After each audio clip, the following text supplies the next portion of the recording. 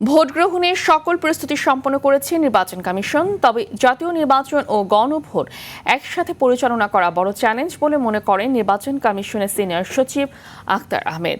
সকালে জাতীয় নির্বাচনকে সামনে রেখে রাজধানীর একটি হোটেলে বিদেশিদের জন্য মিডিয়া সেন্টার উদ্বোধনী অনুষ্ঠানে তিনি এসব কথা বলেন।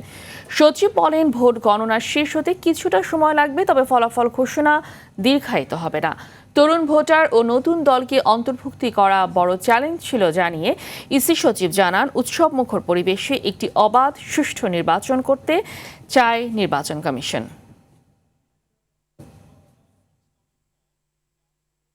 বলেছেন, তার মানে কোনো অবস্থাতে এটা দীর্ঘায়িত হবে না।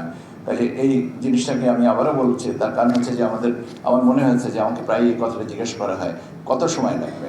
কত সময় বলতে যেটুকু কার্যত যতটুকু সময় দরকার, কেননা ব্যালট যতগুলো হয়েছে ততগুলো গুনতে হবে, সেই গোনার জন্য যতটুকু সময়। গণতান্ত্রিক উত্তরণের